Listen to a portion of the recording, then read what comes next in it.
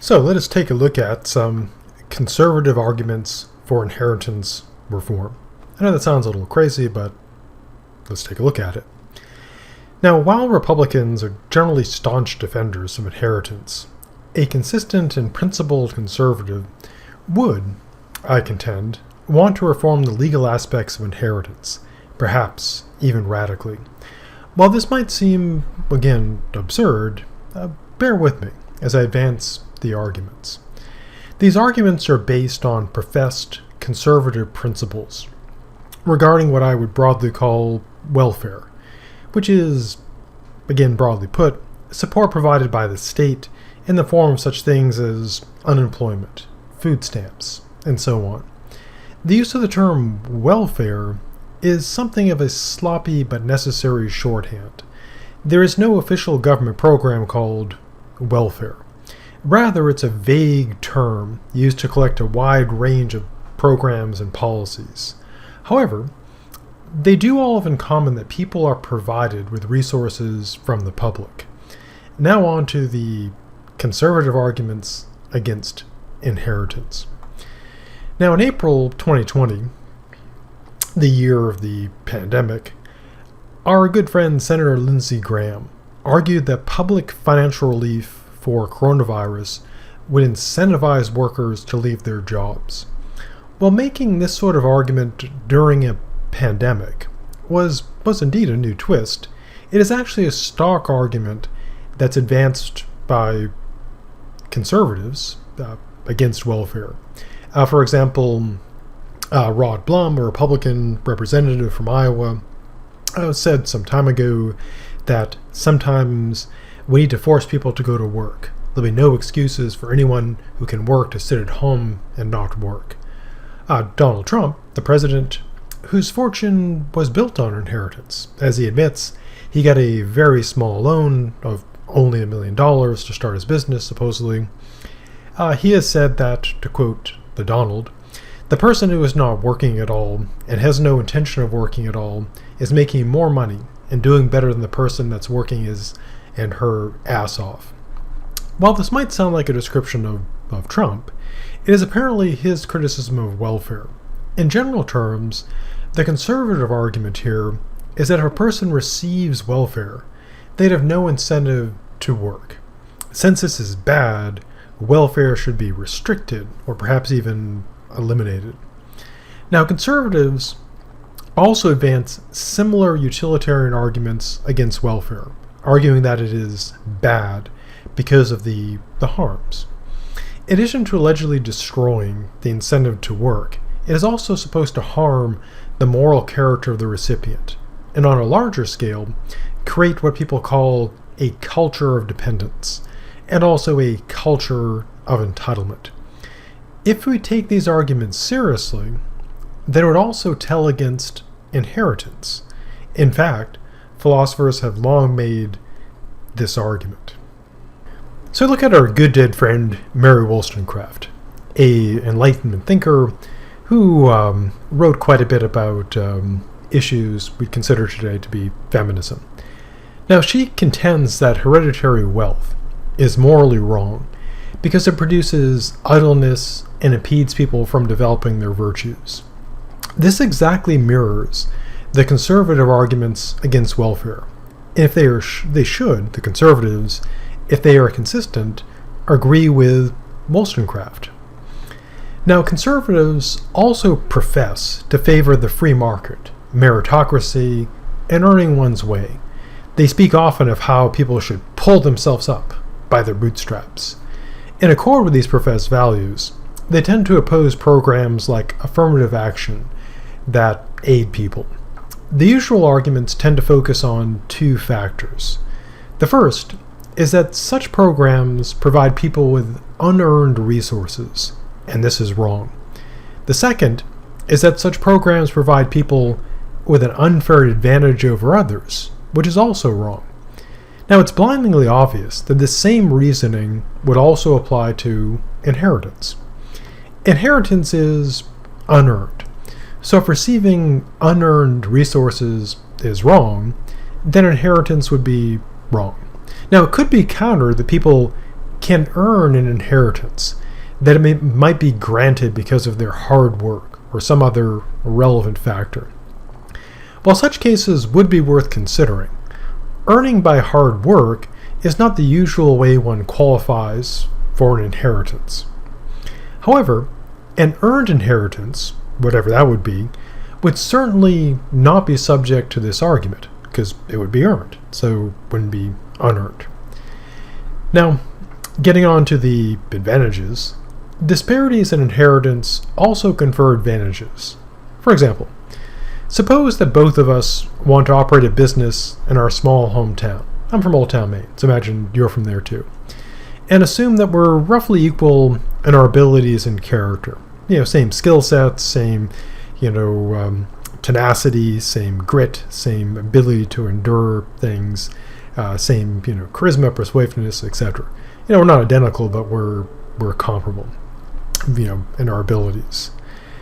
So with a fair start, there's about a 50% chance either of us would win the competition to succeed with that business in our town. Assuming that the town is only big enough for the one of us. So in a fair competition, equal abilities, equal starting point, we'd have an equal shot. One of us will win, one of us will lose, but equal chances. But suppose that I inherit $1 million from a relative, and you start out with just a $1,000 loan from your parents. This provides me with a huge advantage. If the business requires equipment, I can purchase more equipment. I can purchase better equipment. I can buy a better location. I can out-advertise you. I can, in fact, bleed you out by taking a loss you just can't sustain, because I have $1 million that you don't. Now you might say, well, what if I went and was real scrappy and got loans from startups? Well, since we're comparable in abilities, I could also do the same thing. So I could counter your loan with my loans. Now, I will not say that it's impossible for you to beat me. I can imagine scenarios in which I fail. For example, the good folks of Old Town, Maine might rally to support you and boycott me because of my huge unfair advantage. But, barring such made-for-TV miracles, I will almost certainly win with my huge advantage. Now, even if we weren't in direct competition, I would still have a huge unearned advantage over you. If you decided to go to the next town over, say Orono or Brewer or something, and I wished you well, I would still be more likely to succeed than you. My inheritance advantage would be considerable. So, if receiving unmerited advantages is wrong, then significant inheritances would also be wrong. Now, since conservatives generally loathe welfare and love inheritance, they would need a principled way to break this analogy between the two. There are ways to do this. In philosophy, unless you're bringing out a deductive argument that's also, sound, there's always a way to counter it. Now, one argument could be built on the fact that inheritance is passed on voluntarily from the possessor of the wealth to the recipient, in general. Obviously there are some exceptions. Well, welfare involves taking tax money from people who might not want it to be used for welfare. So you have the takers taken, where in the case of inheritance, it's a generous gift, but welfare is takers taken from the makers. Now, the obvious reply to this is that if we decide to have welfare by voting for it directly or indirectly, then it is in fact voluntarily. We agree to give people that welfare. This, of course, leads to a much broader area of democratic decision-making. But if we accept democracy, and our democracy accepts welfare, then we're agreeing to it in the same way we'd agree to any law or policy we might not like. And now, again, there's counters to this. You could argue against democracy. You could argue that there should be exceptions for everything people don't like, in which case things would be rather different. But those things could be argued, but have to be done consistently. So if you allow people to say, I don't want to pay welfare, so no welfare for people, people must also be allowed to say, well, I don't want to support the police, defund the police, or I don't want to support the military, no support for military. I don't want to support oil companies, no support for them. And so that would be a possibility, but we need to be consistent in terms of allowing these exceptions. And I doubt that conservatives would want to go full, everyone can opt out on everything. But maybe they would. Maybe that'd be surprising. Now, another argument can be made by pointing out that inheritance usually goes to relatives, while welfare does not. But this doesn't seem to be relevant to the argument that welfare is bad because of its harms. After all, it is getting money that one does not earn, or other resources, that is the problem, not whether that it was given willingly or not, or who it comes from. Now, one could try to argue that resources given by relatives or others is special. It will not make people lazy, while state resources will, that somehow they're cursed. So if you get it from the state, you become lazy. Get it from your father or mother, it's an engine of virtue. Now, when people, they're often tempted to argue that those who inherit wealth tend to be better sort of people. But this, as you might imagine, often kind of starts heading into racism, and I'm not going to pursue that sort of thing here, as even an argument against my own view. Another argument can be made: their inherited wealth is earned in some manner, while welfare is not. While this does have some appeal, it falls apart quickly. First, some people do earn their welfare, broadly construed, by paying for it when they are working. For example, if Sally works for 10 years paying taxes and gets fired when her company moves overseas, then she is getting back money from a system she contributed to. Second, if a person did in fact work for their inheritance, it's not actually an inheritance, but something earned. If, for example, someone worked in the family business for pay or shares in the company, then they've earned their pay or shares. And merely working there does not, obviously, entitle a person to own the business after the death of the current owner. Otherwise, the workers should all share in the inheritance, so this sort of argument fails. It might be pointed out that if someone opposes inheritance, then they must oppose welfare. One reply is to accept this. If welfare does indeed make people idle and inflicts moral harm, then it would be as bad as inheritance and should be limited or eliminated. A second reply is to argue that welfare helps people in need and is analogous to family helping out family in times of trouble, rather than analogous to being inheritance, in which someone simply receives regardless of need or merit. Now, I suspect that many straw people are being created to attack, my arguments, that is, say, distorted versions. To preempt some of them, my view is not that inheritance should be eliminated. It would be absurd to argue that Sally cannot inherit her grandmother's Hummel and assault rifle collection, or perhaps Hummel-themed assault rifle, or assault rifle-themed Hummels. It would, of course, be foolish to argue that Sam cannot inherit his mom's cabin where he learned to hunt deer. Rather, my view is consistent with the conservative arguments. Inheritance should be reduced to a level that does not cause harm to those inheriting it and does not confer an unfair advantage. While a full theory of inheritance would require a book, maybe many books, to develop, the core of my view is that inheritance should be taxed in a progressive manner. And I mean progressive in the sense of, the tax system, as opposed to those damn liberal snowflake progressives that are ruining everything type of thing. So, progressive tax as opposed to progressive political agenda. Although one could argue this would be a progressive policy. Also, of course, what do we do with this income? Well, my proposal is that it should be used to increase fair competition, which should please conservatives, because they're always talking about fair competition. And so they should like this. This should be great because it's taking away, or limiting unearned income. It's, increasing competition.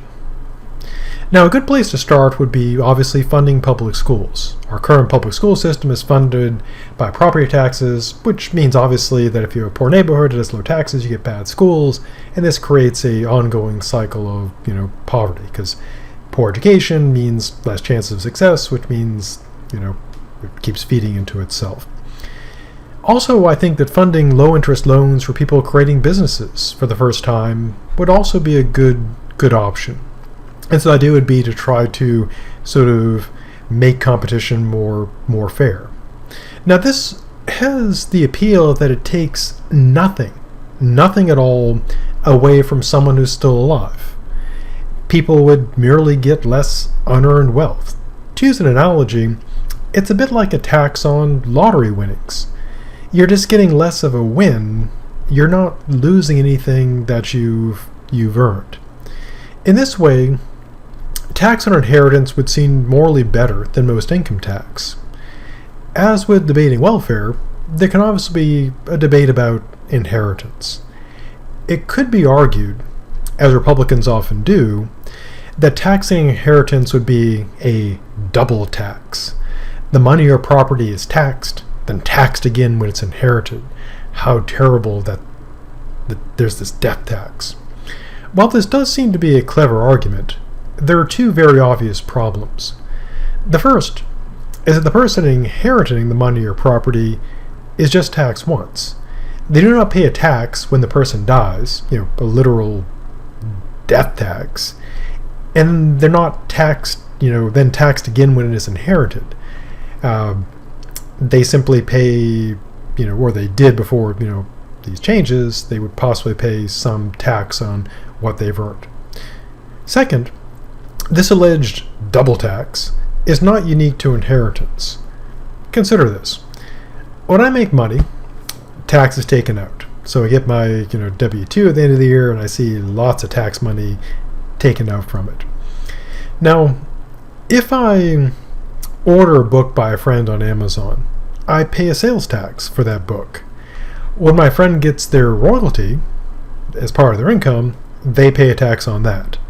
If they turn around and buy a book of mine from Amazon, with the money they got from me buying their book, the money is taxed again when they pay a sales tax. Then I'm taxed again when I pay my tax on my income. This is not to say that all taxing is good. It can be quite taxing. It's just the notion that inheritances are subject to an unusual form of double tax is absurd. Now again, we could have a good argument about how much tax should be paid. Should we have sales taxes, which are, you could see as a double tax, because if you're earning money and you're paying a tax on your income, and you buy stuff, you're paying a tax, the stuff you buy, etc., as this illustrates. But there's no special double tax on inheritance that we don't see anywhere else. So we could make an argument that we should reduce taxes in general.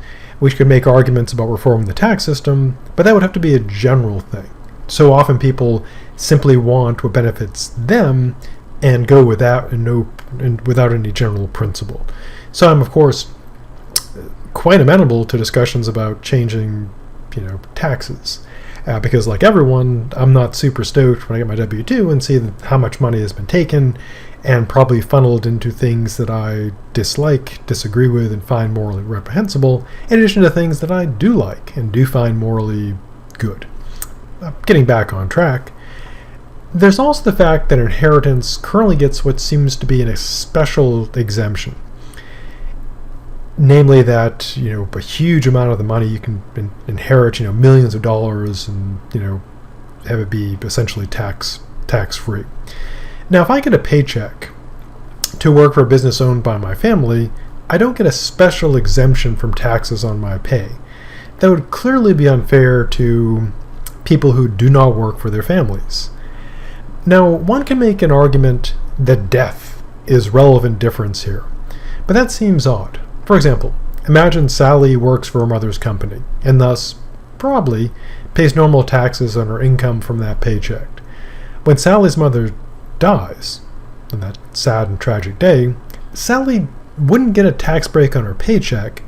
That would be unfair to workers who do not have that advantage. And so one could argue the same should apply in the case of inheritance. How does that justify a special break? Now, in the next two videos, I'll use games to argue why taxing inheritance and using it to increase competition and opportunity is actually good and probably matches your intuitions. Which is to say, when you look at the games example, there's an excellent chance with the inheritance modification to these games that you would definitely not play the game by those rules because it would be incredibly unfair. So, stay safe and stay alive.